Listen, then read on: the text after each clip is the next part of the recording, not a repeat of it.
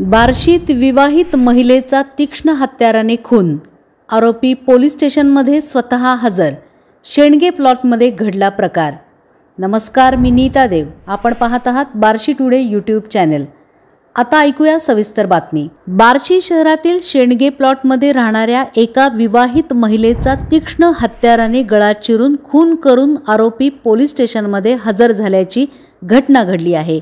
रात्री उशिरापर्यंत फिर्याद नोंदवण्याचे काम सुरू असल्यामुळे उपलब्ध सूत्रानुसार मिळालेल्या माहितीप्रमाणे धाराशिव जिल्ह्यात एका नामांकित वृत्तसंस्थेमध्ये कार्यरत असणारे बालाजी निरफळ यांच्या औषधशास्त्र पदविकाधारक पत्नी सौ पूनम रोडे निरफळ यांची आज दुपारी 3 ते 5 च्या दरम्यान तीक्ष्ण हत्याराने गळा चिरून हत्या झाल्याचा प्रकार उघडकीस आला आहे। पती बालाजी निरफळ हे धाराशिववरून दररोज कामकाजासाठी ये-जा करत असत। हे पती पत्नी आपल्या इयत्ता 6वी मध्ये शिकणाऱ्या मुलासह या घरात राहत होते।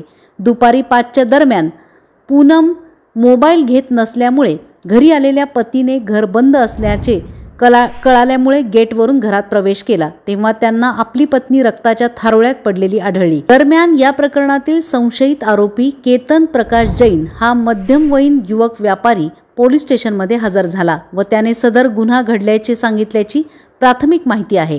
याबाबत अधिक तपास पोलीस निरीक्षक बालाजी कुकडे करत असून सदर निरफळ हे धाराशिव जिल्ह्यातील पत्रकार असल्यामुळे रात्री 10:30 नंतर पोलीस स्टेशनमध्ये खासदार ओमराजे निंबाळकर व आमदार कैलास पाटील यांनी प्रत्यक्ष येऊन सदर तपास गांभीर्याने करण्याबाबत पोलिसांना सूचना दिल्याचे समजते।